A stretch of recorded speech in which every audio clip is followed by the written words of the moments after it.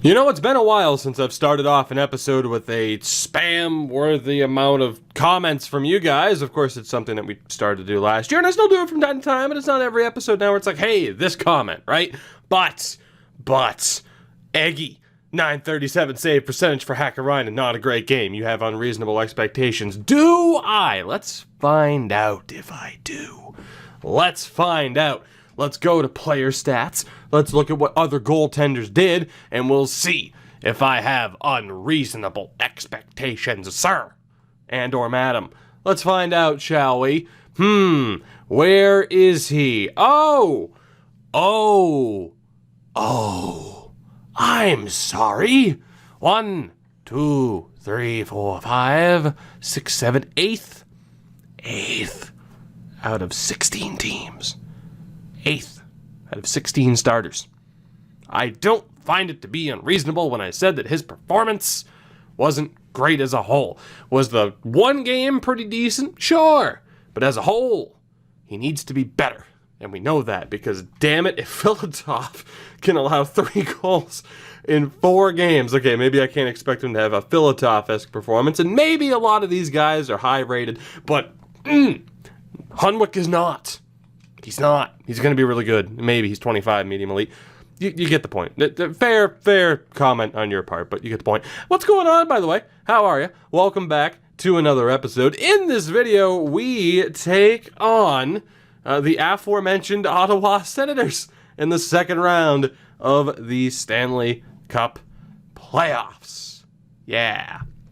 So quickly here, before we get into looking at the Senators team that we're going up against, of course, we know that they had a fairly decent regular season. We were okay. 45 wins. It just sucks because we were in a really tough division. But we make our way over to the Atlantic. We take out Buffalo. Now we got to take out Ottawa. Whether or not we're good enough to do that, I don't know. Now, there was another comment in regards to, or actually there were a couple of comments in regards to, of course, the player types, how we had the team set up. Of course, we were mixing and matching along the way. And in typical me fashion, I've kind of tweaked some things a little bit. Now, I'm still not sure how much of an effect it has in terms of, what's the perfect player type mix? Because we've talked about this before. Back in the day, NHL 02, 03, 04, it used to be you put a sniper, a playmaker, and a power forward, and you get 100 line chemistry, and you're golden. But it hasn't worked that way, at least on the surface level. It might still be that way behind the scenes in a long time. But people always say, try to have a good mix. Playmaker, sniper, two-way, or whatever. And, third and fourth line as of late in my series, I've gone with a third line worth of two-ways, fourth line worth of grinders.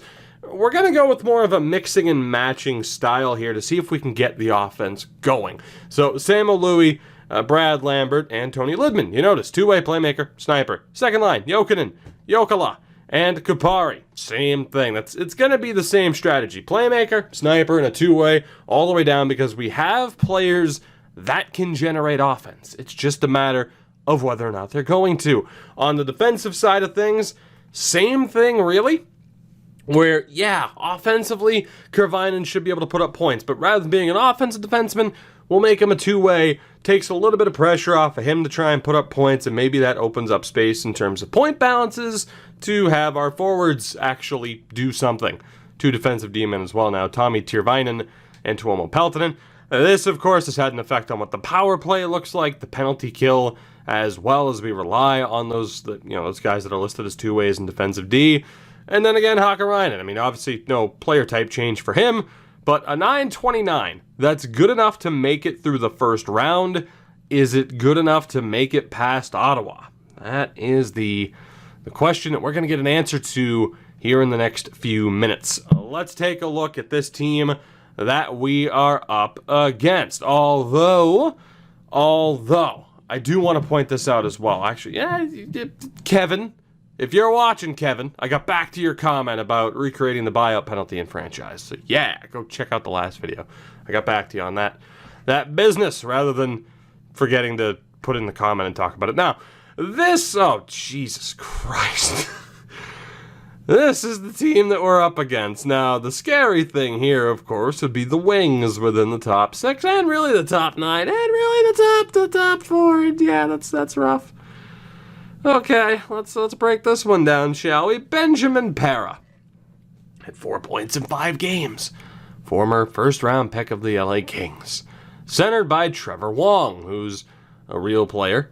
Former first-round pick of the Sens. And Brady Tkachuk. Pretty sure you're familiar with Brady Tkachuk. Second line, Francois Robida. Former 4th overall pick. God damn it, the Sens sucked in the early stages of this, which doesn't surprise anybody. Robert Kruger, former first round. Oh my God, it's all first round picks. And Eric Waters, 22nd overall pick. Jesus Christmas.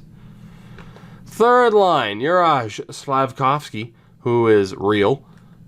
We added him to the game. He's a Ukrainian prospect. Keep an eye out for him in real life. Actually, he's not Ukrainian. I'm thinking of Alexei something or other. But he is a real dude, regardless. So that's cool. Centered by Barbashev. Pretty sure you're familiar with him. And Marvin Mangione, perhaps. You never. Mango N.E. 6'5" power forward. Former 6th round pick of the Jets, who made it up to an 85. Good Lord. The fourth line. Ryan Gropp with Drake Batherson and Nolan Rivera. Damn. This is gonna suck. Like, if you were to tell me, like, yeah, Drake Batherson, he looks like Nasher's little brother. I'm sorry, he does. At least in that picture. It's like, or a cousin. Like, yeah, I can see that you two are related. Defensive, oh my sweet Jesus on Easter Sunday. Well, that top pairing's something. Quinn Hughes. Pretty sure you're familiar with Quinn Hughes. And Hot Sam Bacho. Good God.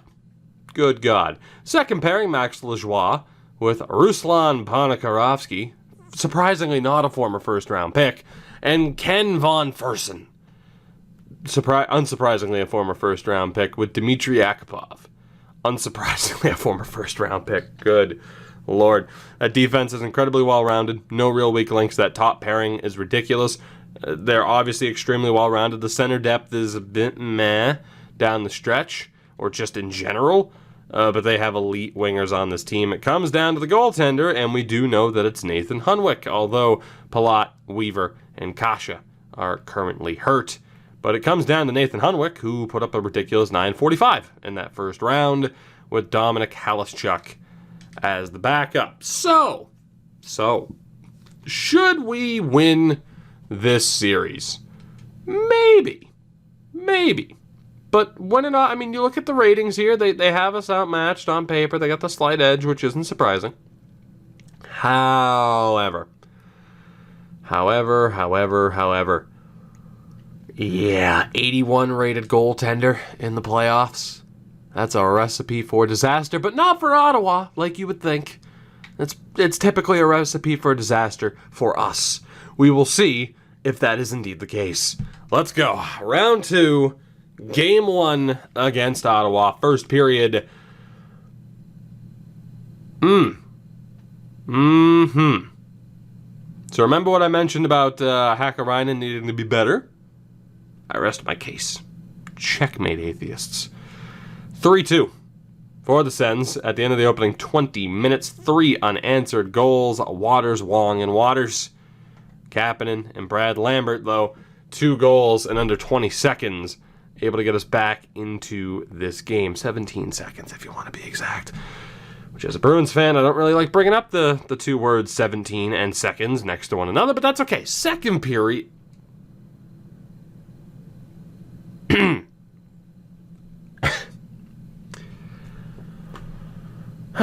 So, how are you guys enjoying your summer? Because we don't have anything else to talk about. A series, hockey. What even is a playoff series? How's your summer going? How's things? Let me know in the comments, because we're not going to have much to talk about. We'll quick sim the third period, or let's just let it go, because why not? We got to make sure this video goes over 10 minutes for the ad revenue. Waters makes it 8-2. Good on Pasi Tiervainen to get a goal back. This is not good. Not ideal. There are better ways to start off a playoff series, 8-3 is your final. Our coach pulled a Montreal on Hakkarainen, refusing to pull him, which, you know what, I agree with. Good call, coach. Good call. 8-3. 8 goals. If you had one side for every goal, you could put me in an octagon with Hakkarainen and he'd kick my ass. Waters, I mean, just, oh, God. You know, I want to know, though, what's that save percentage? Like a 7-something? What's that save percent? 882. Hey, I thought it would be a 7. I know they had a lot of shots, but I'm like, it's still probably pretty low. It was low, but, you know, like Martin Jones level low. Like, not even lower than that. At least Martin Jones, like the first 3 playoff games for the Sharks this past year. We go to game 2. An outright disaster occurred in the first game. Let's hope for something better here, or needless to say, I am rethinking my changes, and yeah, rethinking everything. First period, hey, look at that, 1-0. Pasi Tiervainen scores again. You love to see it, the defenseman chipping in. Second period, you know, we're not going to get ahead of ourselves, but it's looking better. Kipper, Ludman, 2 goals in under 2 minutes. Robida gets one back. Ludman scores again to restore the 3-goal lead. We're up 4-1 heading into the third period. As a power play goal here would be, okay, nope, never mind. And we get it right back with Jokela. It's good. No, 19 seconds apart. What happened? I don't know. Nothing happened. We're still up by 3. What are you talking about? There wasn't a scare. There wasn't a threat. We're fine. Brad Lambert makes it 6-2, and I feel like I can finally breathe because that 3-goal lead really didn't instill that much confidence. 6-2 final in Game 2. An extremely high-scoring series to this point, but we have split the first 2 games of the series. What the hell? They've outscored us 10-9 over the first 2 games, yet we are split. Good Lord. Good Lord. Hell of a start, which means Game 3 is destined to go to overtime in a scoreless manner. That's my prediction. Let's see what happens. First period of Game 3. I mean, think about it. There's really no reason to make any lineup changes. We're just going to go for it, see what happens. And I say that if we lose here, I'll probably make panic moves. First period is scoreless. Hey, we're a third of the way there. Second period, we're 2/3 of the way there. Is the dream alive? Are we going to overtime? Scoreless. Power play chance goes to waste. I'm actually going to be very upset if this happens because, yeah, I don't think it's going to bode too well for us. Power play chance. Nope. Nope. Kipper, 5 minutes left, gets the goal.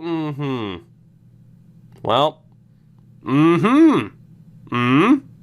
Hey.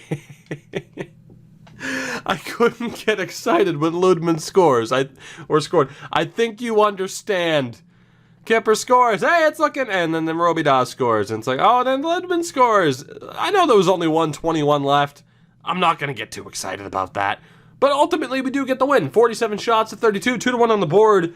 We bounce back from an ass whooping in that first game to take the next 2. Hakkarainen getting things under control.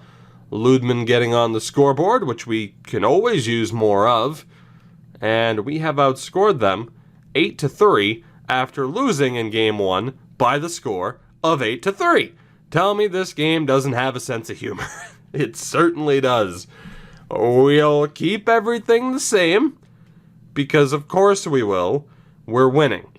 And because I said that, we're going to lose here in Game 4. The home team won their first game at home, but then lost the second. At least Ottawa did. Will that happen to us? This game loves to work like that. First period, and we do get the opening goal. It's Brad Lambert, 13 shots to 9. Second period, we get 2 more. Brad Lambert and Jokela.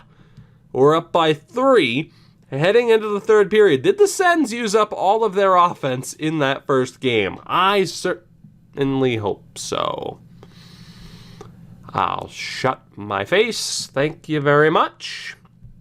We'll just sit back and patiently await our fate. Robida scored 23 seconds into the period. 5.5 minutes to go. Can we hold on is the question. And please, thank God. Right as I was about to say, and the answer is yes. Robida scores with 9 seconds left. Just to give us a little bit of a heart attack. Only a slight one. 3-2 final in Game 4. We go from being decimated in Game 1 by the score of 8-3 to bouncing back and taking the next 3 games. We will have our first opportunity to close out this series in Game 5 back in Ottawa. Canada, more necessarily. But still, you get the point. We're up 3-1. As is New Jersey, as is Nashville. There's only one series that has a 2-2 split. That is San Jose and Vegas. Let's do this, shall we? We have a chance to end this series, which is insanity to me. Because damn, after that first game, I figured we were done. First period of Game 5, 1-0. Tommy Ludman with the goal. Second period, Ottawa bounces back. That's unsurprising. Barbashev and Waters with the goals. 33 shots to 18 as we go to the third period. Can we get back into this one and close it out? Toskala with the goal. We are tied. 5 minutes into the period. Killing them in shots, doubling them up now in shots.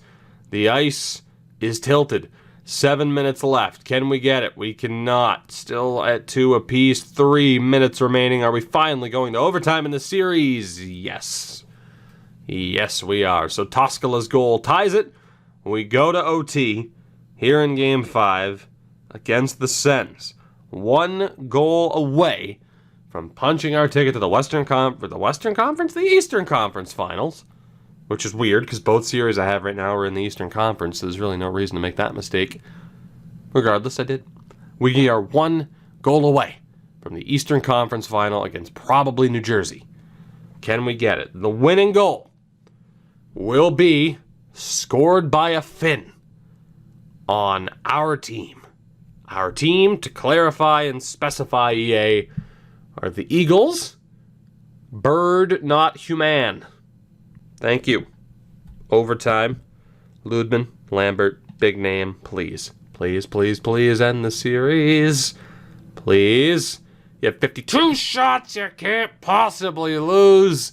It was the 53rd shot that ended it, though. Rasmus Kupari scores the winner that sends the Eagles back to the conference final. 53 shots in an elimination game. Hunwick, the first star, probably deservedly so.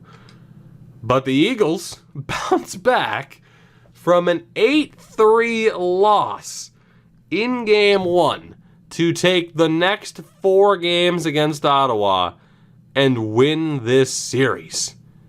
That is one of the most ridiculous things I think I've ever seen. It really is. We outscored them. We doubled them up, right? 14-7, unless my math is incorrect, after that first game. That is insane. An unbelievable effort from this team to bounce back from getting embarrassed. Absolutely embarrassed in that first game. As we'll take a look here, Hakkarainen still at a 923, but it's been good enough to get us there. But I can't help but think we're going to need a little bit more out of him if we're going to get past New Jersey or whoever makes it to the conference final. Samu Louis just 4 points in 12 games, but a +3 rating helps. Lambert with 11 points, Ludman with 9. So Louis Lambert, Ludman, Louis Lambert Ludman would be easier, but we're calling him Louis because it's Louis. Come on, it's Louis. Not exactly lighting the world on fire like they have done in the past, but obviously Louis has been a little bit more productive on that top line than he was in the bottom 6, which is not surprising. Mika Jokinen has 9 points in 12 games, 5 goals, as does Esa Jokela. 5 points for Rasmus Kupari. His first goal of the playoffs was a big one. The third line, Kapanen, 8 points in 12 games, 4 points for Hamalainen, and 10 points for Kiprusoff. Of course, a lot of these guys are still playing for their spots on this team moving forward. Mika Pirnes, 2 points in 10 games, 2 points for Nornan, and the 4 points for Tommy Osplund. Defensively, Kervinen, 5 points and a +3, 2 points and a +2 for Virtanen. That second pairing, meh. Toskala did okay in terms of putting up points, and then Peltonen, Pasi Tervainen has been okay. So, obviously the defense was a bit of a weak point for us heading into this postseason. It's been a weak point for us, arguably, throughout the entire series, so I can't say I'm overly surprised.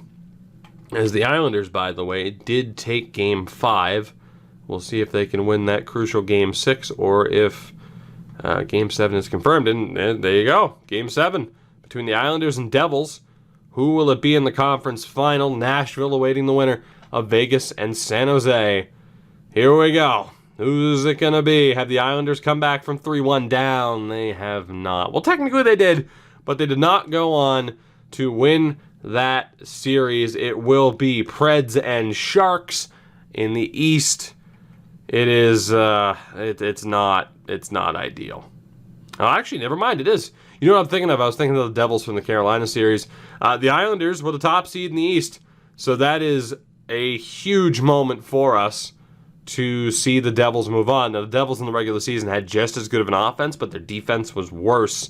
So I am intrigued. The matchup between 3 and 4, of course, they managed to make it into the top 3. They got through Washington. They got through the Islanders. We went to arguably the easier side of the bracket, kind of. I mean, Buffalo and Ottawa, is that easier than going through Washington and the Islanders? I think it probably evens out.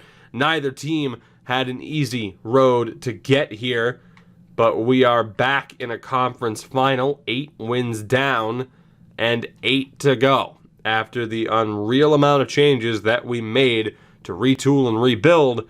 This is the team we've come up with, and they have been good enough to, at least make it to a conference final, which the old squad did quite a few times, but are they good enough to win the whole damn thing?